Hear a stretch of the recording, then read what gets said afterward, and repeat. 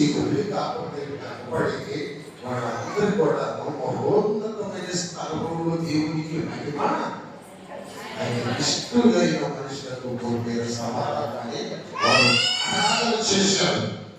ఎక్కడ? భూమి మీద భూములు. ఎందుకని? ఆరాధన చేయడానికి మా ప్రభు మా పరలోకంలో లేడు, ఆయన భూమి మీదకి వచ్చాడు కాబట్టి ఆయన ఆరాధన చేయడానికి మేము భూమి మీదకి వచ్చాము.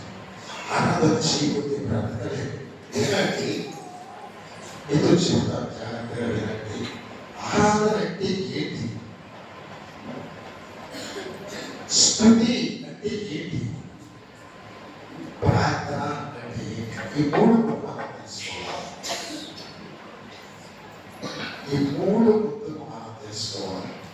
ఉద్యోగం లేదు, ఇందులో పనిచేస్తున్నాను, పెట్టి లాక్కుంటూ వెళ్తున్నాను, ఎంతో తిరుగుతున్నాను, వాక్యాలు ఎక్కువైపోయినాయి. ఒక దినాన నాకు సేవకుడు కనిపించి ప్రార్థన చేయాలి, నువ్వు శుద్ధి పట్టుకొని పావులు తీసి ఎంత చెయ్యాలి అన్నాడు. ఒక్క నుంచి నా బాధలన్నీ చెప్పుకొని నాకు నెమ్మది లేదయ్యా, నన్ను కాపాడయ్యా, నన్ను విడిపించయ్యా అని ప్రార్థన చేశాను.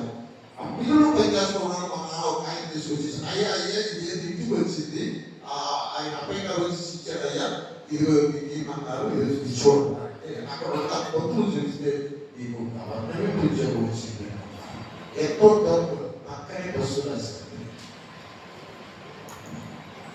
ప్రార్థన చేశాను. ఇప్పుడు నాకేమొచ్చింది? ప్రార్థనకి జవాబు వచ్చింది. అప్పుడు ఏడ్చేదంటే నా కష్టం నుండి ఇచ్చావు, నా బాధ నుండి ఇచ్చావు. స్తుతి అన్నారు.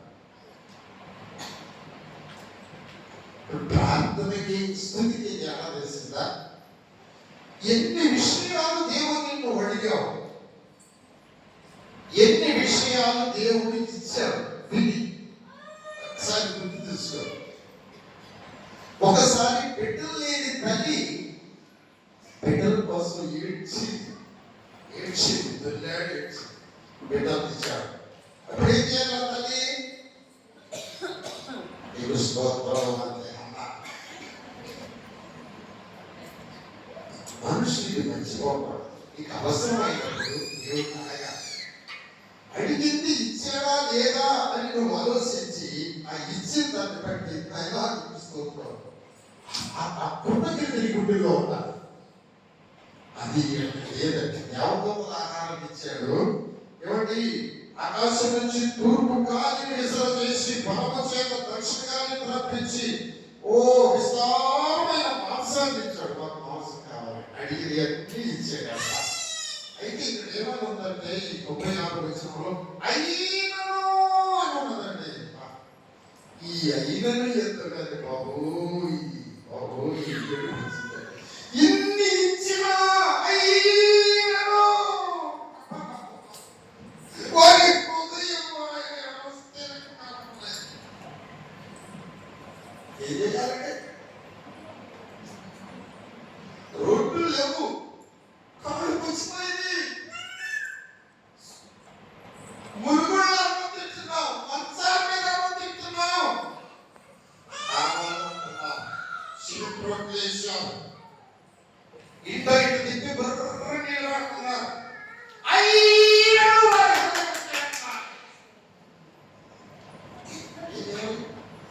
ఏం చెయ్యాలి?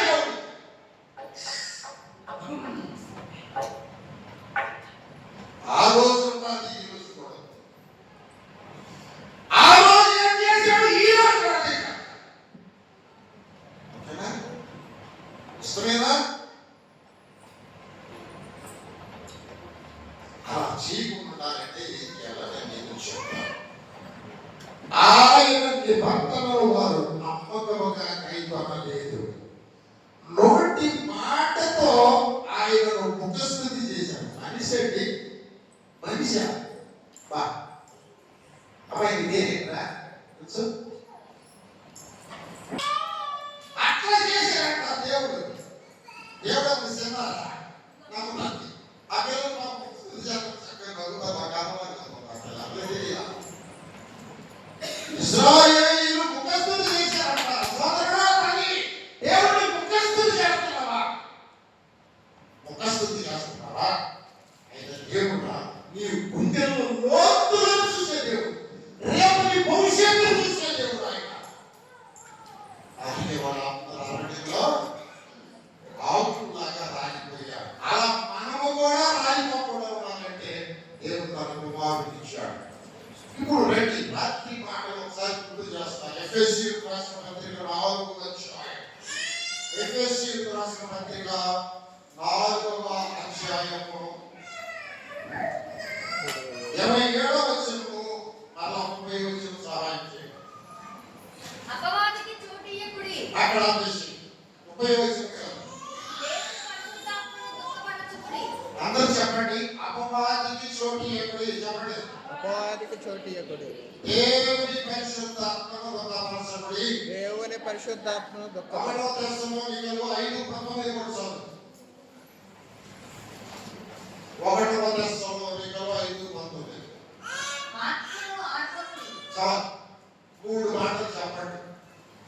అపవాదికి చోటు ఇయ్యకుడి. అనండి. అపవాదికి చోటు ఇయ్యకుడి. దేవుని పరిశుద్ధాత్మను దుఃఖపరచకుడి. దేవుని పరిశుద్ధాత్మను దుఃఖపరచకుడి. దేవుని ఆత్మను ఆత్మకుడి. దేవుని ఆత్మను. ఈ 3 కార్యాలు నీ జీవితంలో ఎప్పుడు జరుగుతాయో నీ జీవితం అప్పుడే ఫినిష్. నువ్వు చచ్చిపోతావు. ఆ రోడ్డు తిడతారు. ఏమని తిడతారంటే ఇతను ఇంట్లో పువ్వుతో బాగా దీవించడానికి కారణం ఏమంటారు?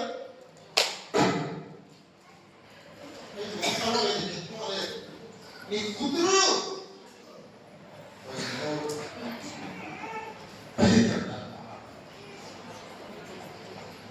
అపోస్తలుల కార్యక్రమం 5వ అధ్యాయం.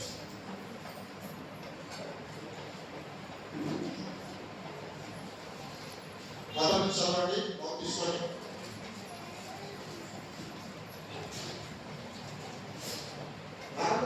ఎలీయావు అను ఒక మనుషుడు ఓకే చదువు. తన భార్యైన సఫీరాతో ఏకమై పొలమమ్మెను. భార్య ఎరుగనే వాడు దాని వెలలో కొంత తెచ్చి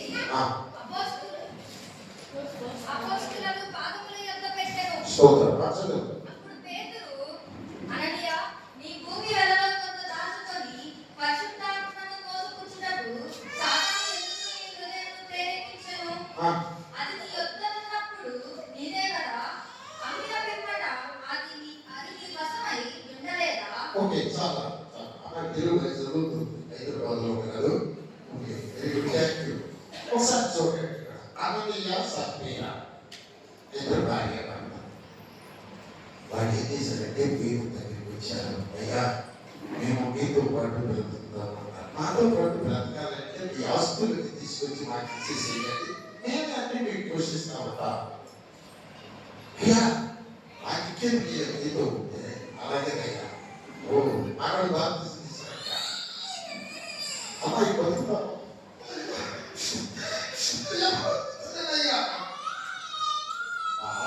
తీసుకున్న తర్వాత బాబోయ్ నాకు ఏడుతో మొదలు పెట్టారు. వాళ్ళు ఒకసారి ఏడ్చారు. నా బతుకాన్ని ఏడవాల్సి వచ్చింది అవకాశం. అననీయ సఫీరా అనేటువంటి వాళ్ళు చక్కని దైవం పెట్టారు. వచ్చేసారు. అన్ని తీసుకొస్తామట. ఏనండి నా వైపు చూడండి. అమ్మా వెనకాల పక్కలు ఈ వచ్చిన కొండలు కొద్ది పైకి ఇవ్వడం. నా వైపు చూడండి. నా వైపు ఏనాటి పెద్ద అప్పుడు సఫీరా ఏమండి ఎవడో మొత్తం తీసుకెళ్ళాలంటే కొద్ది మనకి ఏదైనా అవసరం అయింది. పెళ్ళేసుకోవాలి అడగాలయ్యింది. చాలే ఆ జీవితాన్ని మొత్తం ఇచ్చేసేస్తావా? కొద్దిగా మొత్తం దాచిపెట్ట పోయి ఉంటున్నాడా? ఇలా ఇచ్చేసేదా? తీసుకెళ్ళారు. పరిశుద్ధాత్మ వాళ్ళలో ఉన్నాడు. పరిశుద్ధాత్మ వాళ్ళని చూస్తున్నాడు. నీకు తెలుసా? మరు మనసు పొంది బాప్తిజం పొందిన తర్వాత పరిశుద్ధాత్మను వరమ మీకు అనుగ్రహించబడుతుందని మీకు తెలుసా? పరిశుద్ధాత్మ అంతము వరకు మీతో ముద్ర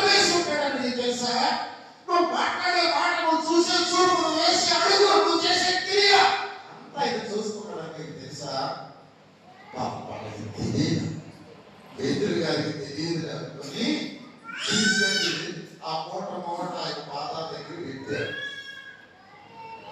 ఏమండి ఏమయ్యా నేను రాకే నువ్వు వెళ్ళు కానీ ఆ వాటిని కట్టి చేసి వస్తాను మనం చేసి మంచివాడి కాదు నువ్వు వెళ్ళు అని ఆ వాయిని అనియా అనియా ఎంతేరా అడిగాడు. అయ్యా మీకు వచ్చిన డబ్బు చెప్పాలంటే అయ్యా ఎంత మాట అంతకీ అన్నయ్యా శాఖకి ఎందుకు చూపించావు? ఓ పరిశుద్ధమైన ఎందుకు తక్కువపరుస్తున్నావు? పరిశుద్ధాత్మకి బట్టి తినాలని సంగము స్థిరపరచడమే తినాలని సంగము ద్వారా సర్వ లోకాన్ని రక్షించుకోవాలని దేవుడు ప్రణాళిక వేసిన తినాలని అంత సంఘాన్ని స్థిరపరచాలి. పరిశుద్ధాత్మ ఎందుకు మోసం చేశావు? నీతో ఉన్న పరిశుద్ధాత్మను దుఃఖపరిచావు కనుక ఏమన్నాడక చూడండి, ఆ పరిశుద్ధాత్మను మోసపుచ్చుటకు సాతాను ఎందుకు నీ హృదయాన్ని ప్రేరేపించి తెలిసి అయిపోయింది. అక్కడే పడి ప్రాణం విడిచేశాడు. అంత పవర్ఫుల్ గా ఉన్నారు పరిశుద్ధాత్మ. మూడుసార్లు వీడి తెచ్చిన బ్రతికే చూడండి.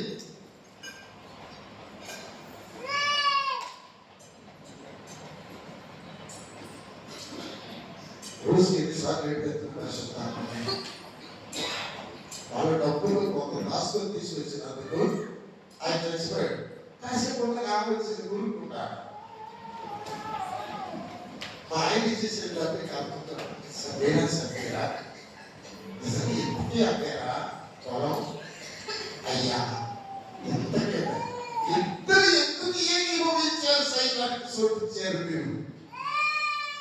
అదిగో ఈ భర్తను చనిపోయిన వాళ్ళ కాళ్ళు ఇంకా సమాజంలో కూర్చుని రాక వంకరా వాకి టిప్పులు కూడా ఏర్పడుతున్నాయి.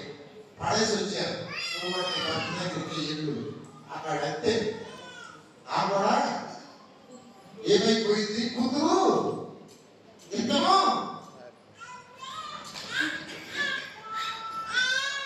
ఈ లోకంలో ఆగిపోతుందా మన జీవితం? చెప్తాం జాగ్రత్తగా వినండి. మూడు మాటలు అపవాదికి పరిశుద్ధాత్మను, మూడవ మాట ఆత్మ వేస్తే అయిపోయింది. అలా చెప్తున్నా ఎంతవరకు వచ్చావు? ఈ జీవితంలో ఎన్నిసార్లు అపవాది నిన్ను నడిపించి ఇంకొంచెం కొంచెం ముందుకు తీసుకెళ్ళాలి. మనసు పెట్టి వినండి, జాగ్రత్తగా వినండి, జాగ్రత్తగా వినండి. అపోస్తలుల కార్యగ్రంథం 1వ అధ్యాయం 4వ వచనం. తొందరగా సహాయం చేయండి, కొంచెం బాగా స్పష్టంగా చదవాలి. ఈ విషయం ఆ విషయం అయినను ఒక పిచ్చోడు బాగు చేశాడు, అయినను ఒక రవిని బాగు చేశాడు, ఒక దాగుబోతులు బాగు చేశాడు, ఒక దొంగను బాగు చేశాడు, అయినను వాడు దొంగడుగానే ఉంటాడు. ఏం చేయాలండి? అయినా చూడమ్మా అపోస్తలుల కార్యగ్రంథం 1వ అధ్యాయం 4వ వచనం. జాగ్రత్త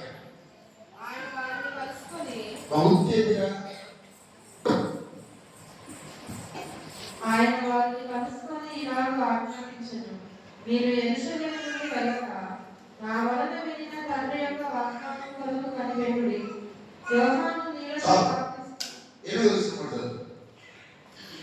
అయినను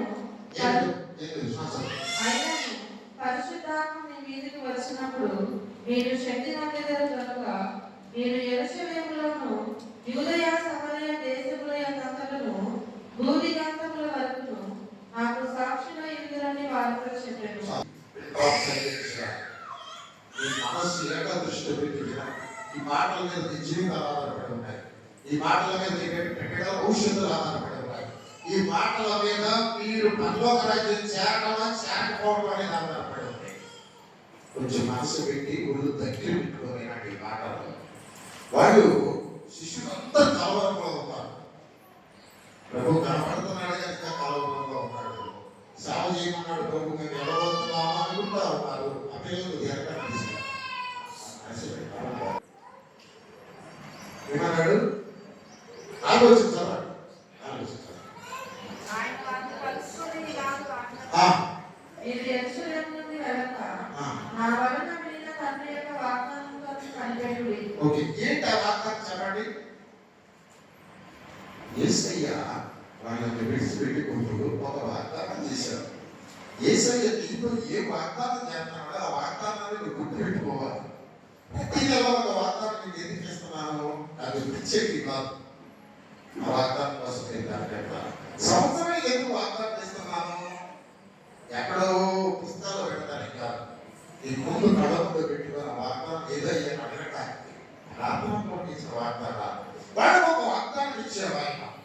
అప్పుడు లోకాసు మాట చేసి చూడండి. వాటిని మనసు పెట్టి వినండి. మనసు పెట్టి వినండి. పిల్లలు పెట్టి తీసుకెళ్ళిపోండి. డాక్టర్ తీసుకెళ్ళిపోండి. మన అరవై కష్టం. లోకాసు మాట 24 వచ్చాయి. 49 వచ్చి అక్కడ వాగ్దానం ఉన్నారు. ఇదిగో నా తండ్రి వాగ్దానం చేసినది నా తండ్రి వాగ్దానం చేసినది మీ మీదికి పంపుచున్నాను. మీ మీదికి పంపుతున్నాను. మీరు పై నుండి శక్తి పొందు వరకు మీరు పై నుండి శక్తి పొందు వరకు పట్టణంలో నిలిచి ఉండుడని వారితో చెప్పాను. మరి ఎందుకు పిలిచినారు? ఒక స్వార్థన 24 ఆలోచన కొన్ని మాటలు మాత్రమే మన గుండెల్లో ముద్ర వేసి ఉంటాయి. అవి ముద్ర వేసి ఉంటే నీ జీవితం బాగుపడుతుంది. అవి మళ్ళీ గుడిగా గుర్తుకొనిపోతే నీ జీవితం మళ్ళీ మామూలు ఇప్పుడు బాగుంటే కొన్ని మాటలు తెలియదు. ఆయన వాగ్దానం చేసిన తండ్రి వాగ్దానం చేశాడు. మీకు ఆత్మ ఇస్తాడా?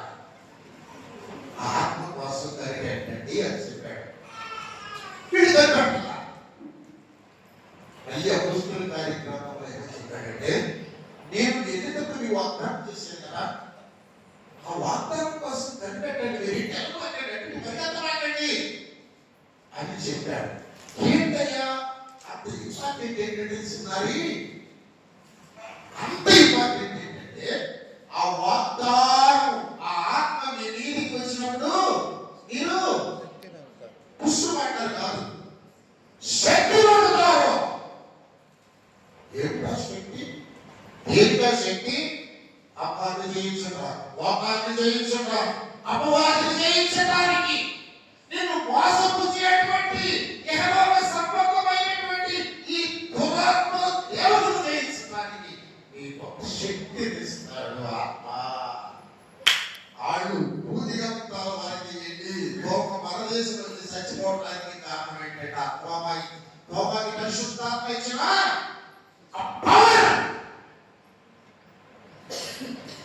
పాపం నుంచి నేను జీవింపజేసేది ఆ శక్తి.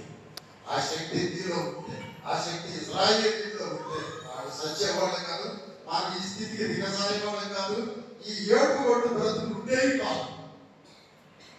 చెప్తాను ఏనండి. ఒక వాక్యం చదవాలి. గలతీయులకు రాసిన పత్రిక 5వ అధ్యాయం. గలతీయులకు రాసిన పత్రిక 5వ అధ్యాయం. గౌరవ తీసుకుని జాగ్రత్తగా వినండి ఈ మాట. 5వ అధ్యాయం 16వ వచనం చదువు. నేను చెప్పినదేమనగా ఆత్మానుసారంగా నడుచుకోండి. చాలు. ఒకటి ఆత్మానుసారంగా అంత చెప్పండి. ఇంకొక మాట చదవాలి. 25వ వచనం. మనము ఆత్మను అనుసరించి జీవించు వారమైతిమా. ఇప్పుడు చెప్పండి. ఆత్మానుసారముగా నడుచుకోండి. నెంబర్ 1. రెండవది ఆత్మను అనుసరించి నడుచుకోండి. ఏంటి తేడా? ఏంటి తేడా చేస్తాను. ఆత్మానుసారముగా నడుచుకోండి, ఆత్మను అనుసరించి నడుచుకోండి. చెప్పండి ఎవరైనా. రవి నువ్వు చెప్పు. రవి రవి ఇంగ్లీష్ అయిపోయి నాకు ఇష్టమైన బిడ్డ అయిపోయి అర్థం కాదేసినాను. ప్లీజ్ పెళ్లి చేయలేదా? నీకు పెళ్లి చేసినాడు చెప్తా. ఆత్మానుసారముగా నడుచుకోండి. ఆ అబ్బాయి బట్టి నడుపుతున్నాడు. తాత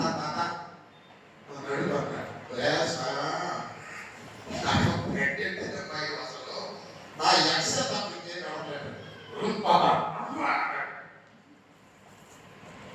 ఇంతగా చెప్తున్నాడు కదా బిడ్డ బాగుపడలే ప్రేమించడని చెప్పి ఆ కూర్చున్నా అదేది ఎత్తున బడి కాదు చక్రం నాకు ఎత్తే కాదు అన్నమాట అక్కడ కూర్చున్నాడు ఓకే ఆ దీన్ని తొక్కు అన్నాడు తొక్కారు అక్కడ అప్పుడు కూడా దీన్ని ఎట్లా లాగి దీన్ని ఎట్లా తొక్కాలి అన్నాడు దీన్ని ఎట్లా లాగి ఎట్లా సరిగ్గా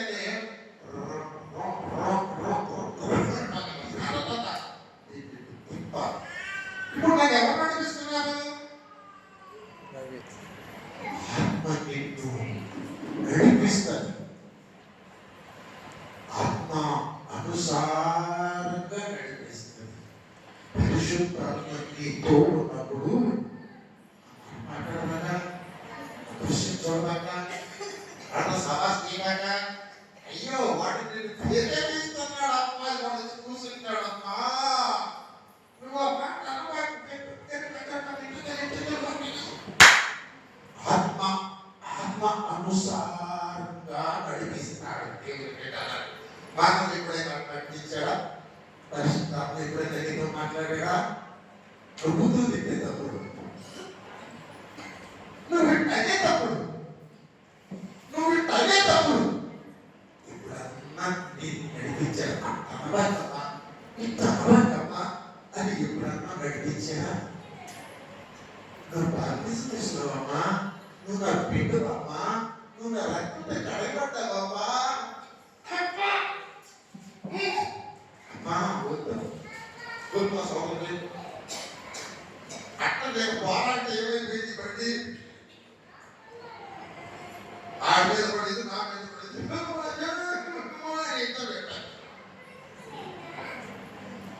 ఆత్మ నడిపించేటప్పుడు ఆత్మ మాటలు లోబడితే ఈ ఏడుపులతో ఈ పొలాలతో ఈ సమస్యలతో ఈ వేదనలతో ఆత్మానుసారంగా నడవకే మనకి కష్టాలు ఇజ్రాయేలీలకు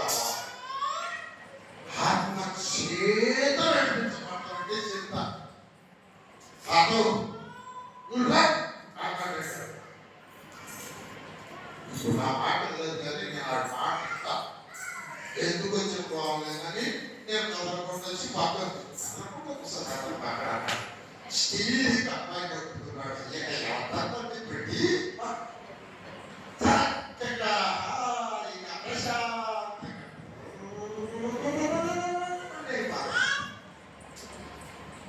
నీ జీవితం నీ కుటుంబం నీ బిడ్డలు వారి భవిష్యత్తు ఆత్మ చేత నడిపించబడితే ఎంతో నెమ్మదిగా వెళ్తాం ఆత్మానుసారంగా నడిపించబడితే నువ్వు లోబడి చెప్పినట్టు చేయాలి ఇప్పుడు ఆత్మానుసారంగా నడిపించబడుతున్నారా ఆత్మ చేత నడిపించబడుతున్నారా ఇదొక లెక్క అయితే దానికి ఇష్టపడండి సాధారణ అవకాశం ఇచ్చి అరే నువ్వు కాదు నేను కాదు ఈ నడుము కాదు నువ్వు నడుమయ్యా అని ఎవరు చెప్తున్నావా ఎవరు చెప్తున్నామండి అసలు ఏమి డ్రైవింగే తెలియనటువంటి ఎత్తున్నాం ఏమవుతాము అపవాది చోటిస్తున్నా నేను అన్నా నువ్వు కాదు నేను కదా అడిగి అన్నా అప్పుడు ఈ పక్కన కూర్చొని అబ్బాయి రవి చేస్తే ఎడుతున్నాడు పక్కన కూర్చొని ఎవరు పరిశుద్ధాత్మ దేవుడు నీకు అర్థమైంది అనుకుంటా ఆత్మానుసారంగా నడవలేకపోయావు ఆత్మ చేతన్నా నడిపించడానికి ఇష్టపడలేదు ఎందుకు అప్పగించావు నిన్ను నాశనం చేయాలని సిద్ధపడిన అపవాదికి చోటించావు ఏం జరిగిందంటే నాశనం చేసేసాడు నీ కుటుంబాన్ని ఆత్మ నడిపించాలి లేదా ఆత్మానుసారంగా నువ్వు ఇది నడిపించుకోవాలి అంతేగాని అపవాదికి నువ్వు చోటు ఇవ్వకూడదు దేవునికి స్తోత్రం 4 మాటలు చెప్పి క్లోజ్ చేసేస్తాను ఒకసారి చదవండి అమ్మా అపోస్తలుల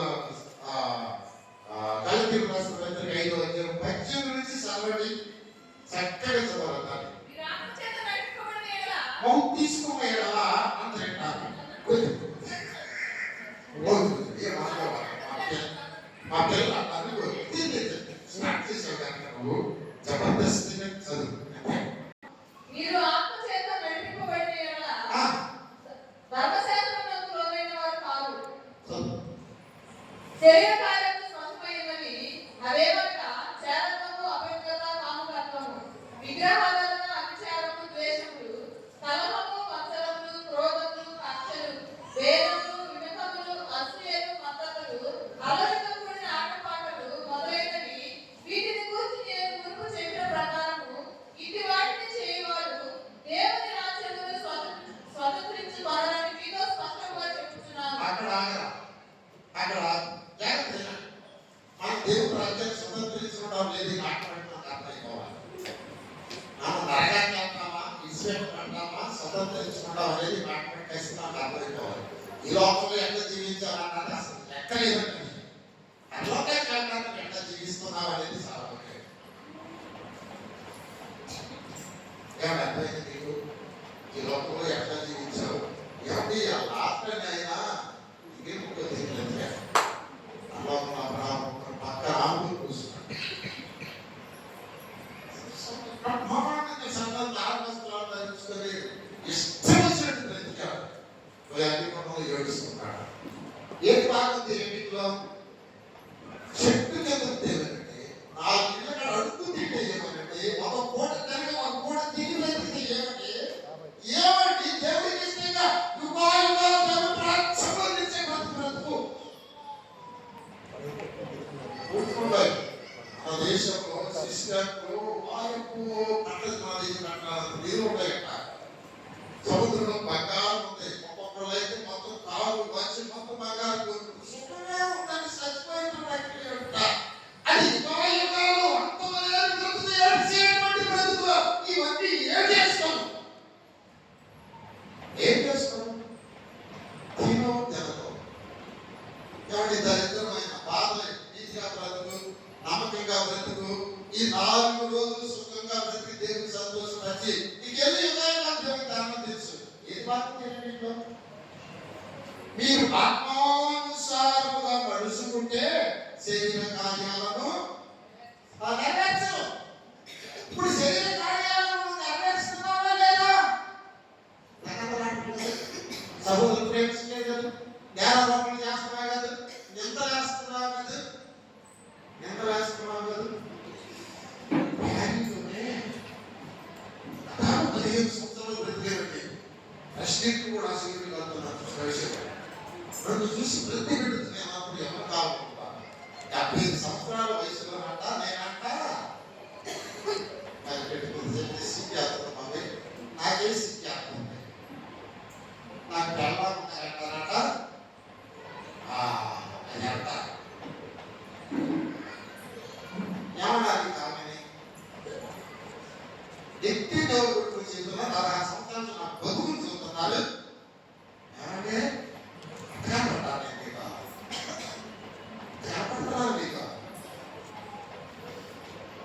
మనిషి అప్పుడు వస్తా ఉంటాడు.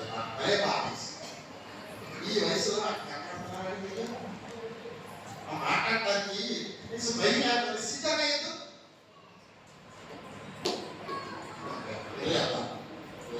ఏం మాట్లాడుతున్నారు మీరు? ఏం తలుస్తున్నారు మీరు? మీ గుడ్డే ఉంటే ఏం తాగి ఉంది మీరు? ఎవరు నడిపిస్తున్నారు మిమ్మల్ని? ఎవరికి చూపించారు? ఎవరు ఏమంటారు మిమ్మల్ని? మీ అర్థం ఏంటి? మీ గురేం